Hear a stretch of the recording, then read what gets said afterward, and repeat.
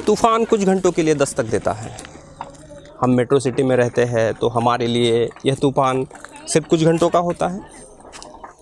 कुछ घंटे 5 घंटे, 6 घंटे, 10 घंटे, 24 घंटे। लेकिन क्या इतना ही आसान गांव देहात में रहने वाले नॉर्मल लोगों के लिए, मज़दूरों के लिए ये होता है? इसका क्या इम्पैक्ट नॉर्मल लोगों की ज़िंदगी पे होता है, हम देखना चाहते हैं ये ग्राउंड ज़ीरो से। तूफ़ान ने महाराष्ट्र और गुजरात को 70 से 100 किलोमीटर की तेज़ रफ्तार से छुआ। उसने कितना इम्पैक्ट ग्राउंड पे किया वो देखना एक बाकी ही है। हमारी बिजली चली जाती है, जैसे हम मेट्रो सिटी में रहते हैं तो हमारी बिजली चली जाती है तो हम क्या करते हैं, हमारे पास इन्वर्टर होता है। इन्वर्टर होता है, हमें पता ही नहीं चलता कि बिजली गई है या है। लेकिन गांव देहात में, अब मैं ग्राउंड ज़ीरो से हूँ, कल 11 बजे से बिजली गई है। कल 11 बजे से गई है, अभी तक आई नहीं और अगले 2-3 दिन आएगी, इसकी कोई गारंटी नहीं है। क्यों गारंटी नहीं है? क्योंकि यहाँ पे जो तूफ़ान आया था, तूफ़ान के बाद सारे बिजली के खंभे नीचे ज़मीन में धंस गए। इसको उठाने के लिए अब युद्ध स्तर की जब कार्रवाई होगी, जब यह सारे पोल उठाए जाएंगे, तभी जाके यहाँ पे कुछ बिजली की आएगी। इसके साथ ही कल 1 बजे से यहाँ का नेटवर्क कनेक्शन है। हमारे जितने भी दावे डिजिटल इंडिया के हैं, उन दावों का कोई महत्व नहीं है, उसका कोई तुक नहीं है, क्योंकि जब तक हम शहरों के लोग, जब तक हम शहरों में रहने वाले लोग इन चीज़ों पे ध्यान नहीं देंगे कि ग्रामीण क्षेत्र में प्रॉब्लम्स क्या है, ग्रामीण क्षेत्र की जो समस्याएं हैं वो कैसी है, तब तक हम पता नहीं कर पाएंगे और हम उस पर बात नहीं कर पाएंगे कि इनके सॉल्यूशन क्या है। ग्राउंड ज़ीरो से जो भी फुटेज मिलता है वो आप समझ सकते हैं कि एक्चुअल में ग्राउंड पे क्या चल रहा है। दीवारें गिरी हुई है, दिख रही है, छत उड़ी हुई है। हम बात करेंगे कुछ लोगों से जिनके घरों की यह हालत है और आगे चल के ये इनको क्या क्या तकलीफ़ें आएगी। इन सारी चीज़ों पे जब हम इनसे बात करेंगे तभी पता चलेगा कि एक्चुअल में कंडीशन क्या है और आगे भविष्य में इनके सामने आने वाले प्रॉब्लम्स क्या है। आपका नाम क्या है? मेरा नाम समीर शांताराम शितोड़े। ओके समीर, बताइए आपके अभी जो घर गिरा है, इसके पहले आपने क्या क्या इस पर खर्चा किया था?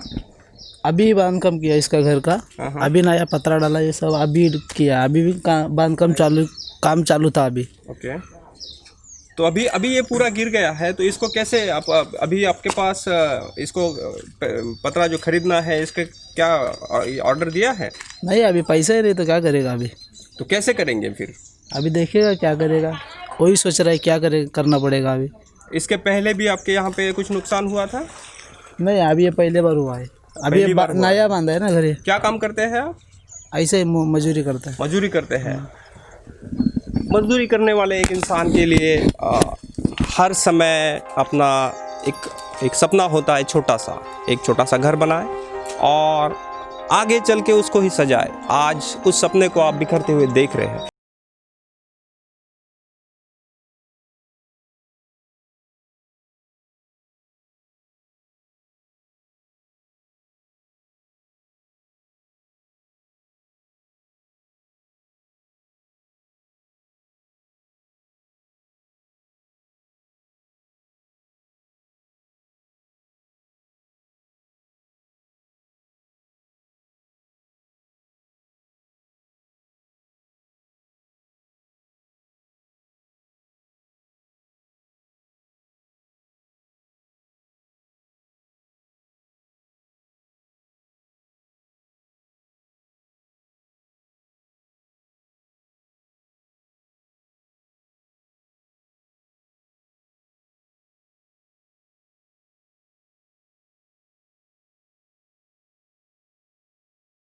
ऐसी संवेदनाओं को जागृत करके छूट जाते हैं जो संवेदना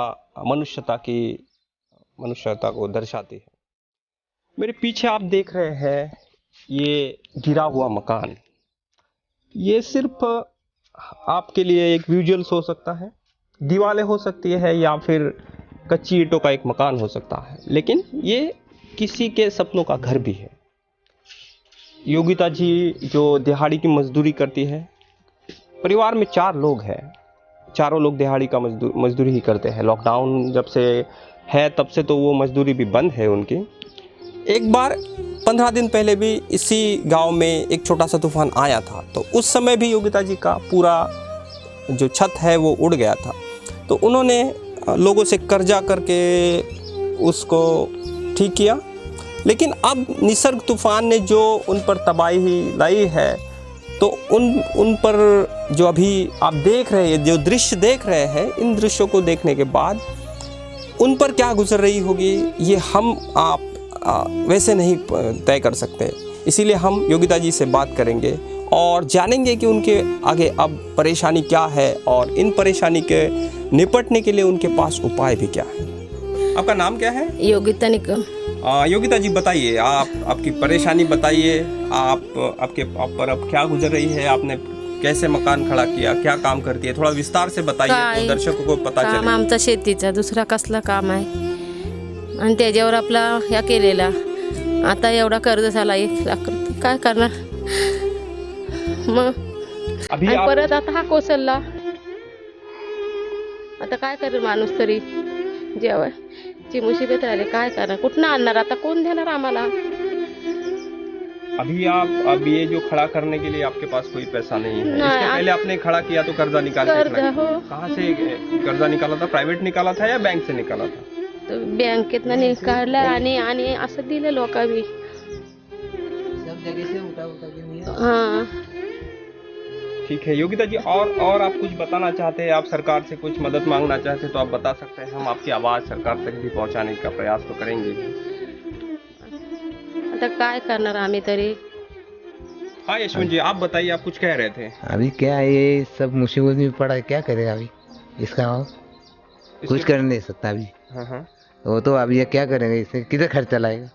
इसके पहले भी आपने खर्चा किया था? बहुत किया था, 70-80 हज़ार। तो उस समय पैसा कहाँ से लाया था? ऐसा ही सेठ के पास से उठा के लाया। तो आप सेठ का भी वापस कर्जा है यहाँ पर? वो तो करना फेंटना पड़ता है, क्या करेगा, वो भी फेडना है, अब इसको भी बनाना है। दूसरे के पास से लाया 25-30 हज़ार, ऐसा करके सब निकल के लाया था। अभी क्या करेगा, मजबूरी से फिर गया वो, क्या इसके करेगा। पहले भी आपका घर उड़ा? पहले भी पूरा गया था, ये तो कुछ बचा नहीं था पहले भी।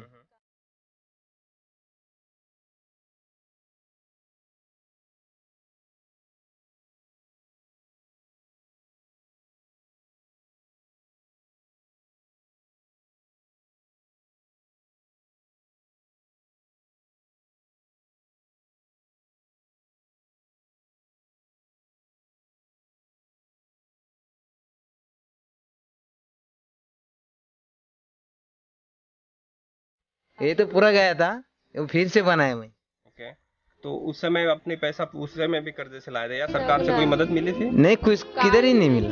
तो सरकार से पंचनामा हुआ था? सब हुआ था, लेकिन कुछ ने आवाज नहीं दिया, कान नहीं दिया, लेकिन मिला नहीं 1 रुपया भी अभी तक। ओके, बोले इसका वजह से करने से अपन किधर भी झकमारी करेगा लाएगा, ऐसा बना के लिया, लेकिन उधर किधर मिला नहीं पैसा, तो क्या करेगा। तो आपने अर्जी वगैरह दी थी, कुछ एप्लीकेशन दिया था पैसे मिलने के लिए? हाँ, सब लिख के दिया था इधर से, पंचनामा के लिए। हाँ, सब पंचनामा के लिए कौन आए थे यहाँ पे? सब आया था, पूरा तलाटी, ग्राम सेवक भाई, सब आए लोग आए थे इधर, देख के गया, फोटो वीटो निकल गया, धान भी गया 1 खंडी का, अनाज भी गया उसमें? सब अनाज बिना सब गया पहला।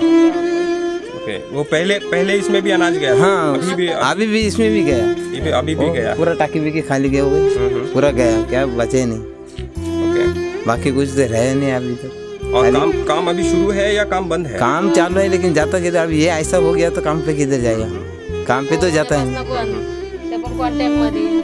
आपल्या कॉन्टॅक्ट मध्ये अभी गए 300 रुपये हाजिरी, इसमें क्या करेगा, 300 हाजिरी से क्या करेगा। फिर भी ऐसा करके मुसीबत करके साला कैसे बना के लिया, फिर भी वो फिर गया, अभी क्या करेगा। यही सवाल होते हैं सामान्य लोगों के, सवाल सिर्फ 2 जून की रोटी के नहीं है। उन्होंने सपनों का बनाया हुआ घर आज गिर गया, उनके पास ना उसका कोई जवाब है, ना उसका कोई आगे का प्लान कि ये कैसे बाद में बनेगा, क्योंकि पहले ही जो घर बनाया था उसका ही कर्जा उन पर है।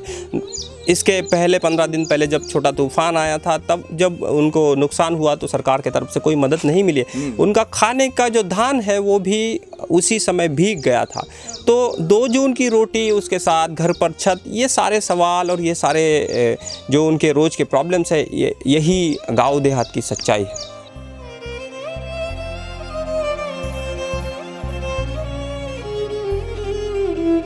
सवाल हमेशा बहुत सारे होते हैं और उसके जवाब बहुत कम। मेरे पीछे आप दृश्य देख रहे हैं, इनका तूफान से कुछ नहीं हुआ है, लेकिन इनके बगल वाले घर से छत उड़ के यहाँ पे आई थी।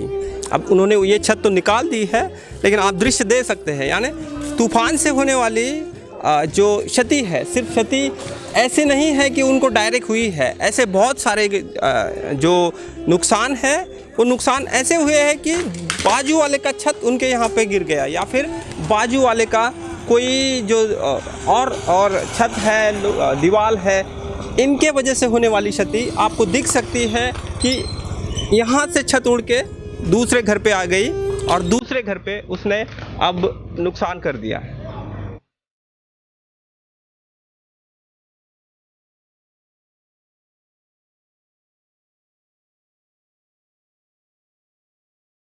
तूफ़ान ऐसा नहीं है कि इंसान को देख के या फिर इंसान को हैसियत को देख के इंसाफ करता है।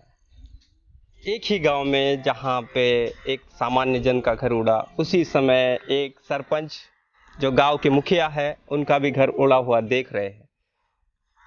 ये दृश्य है, इस दृश्य को हमें देख के ये भी पता चलता है कि इसका जो इनके रोज़ की ज़िंदगी है उस पर कितना इम्पैक्ट पड़ेगा। इनके जो, क्योंकि गांव में ऐसा नहीं होता है कि सरपंच कोई बड़ी गाड़ी लेके, या फिर जैसा हम हरियाणा दिल्ली बॉर्डर पे देखते हैं कि हमारे सरपंच बड़ी बड़ी गाड़ियां लेके घूमते हैं।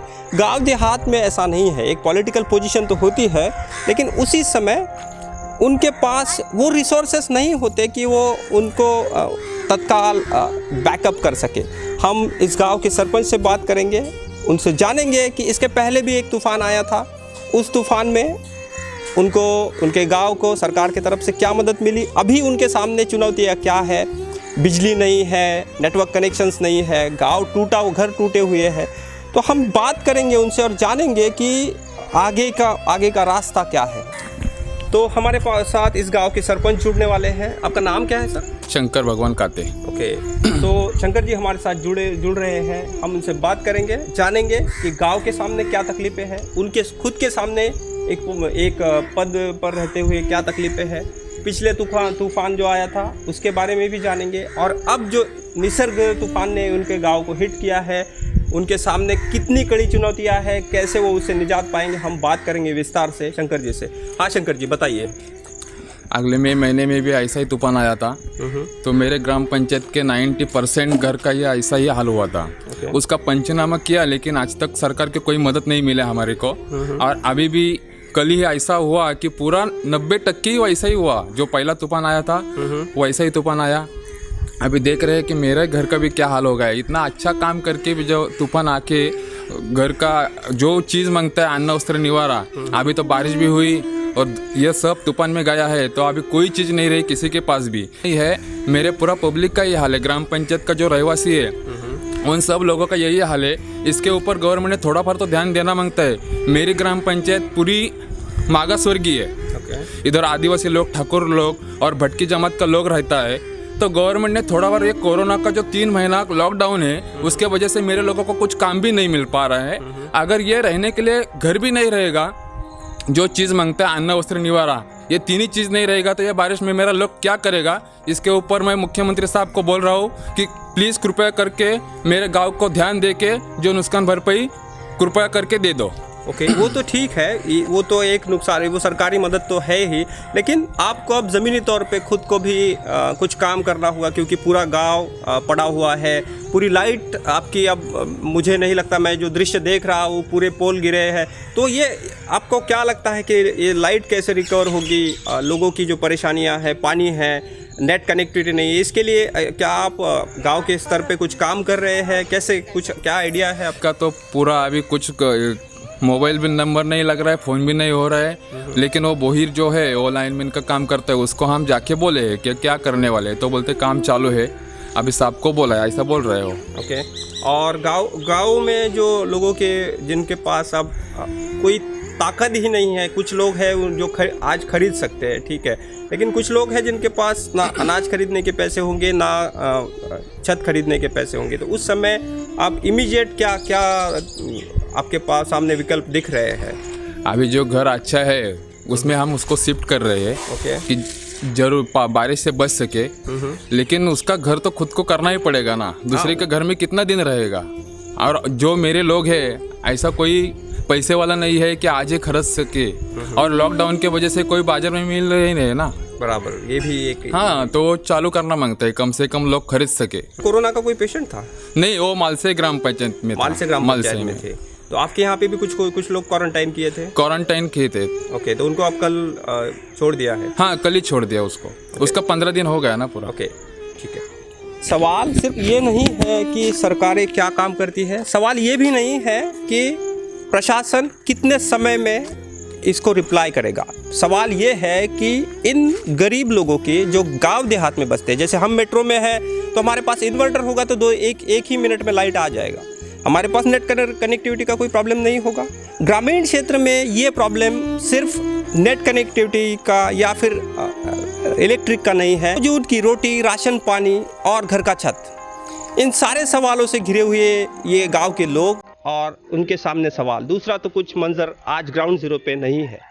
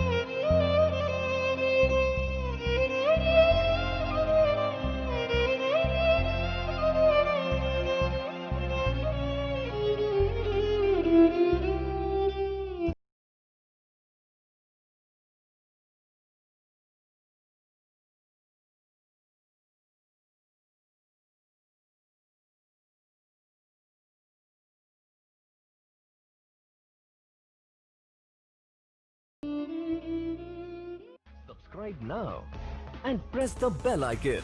Never miss an update.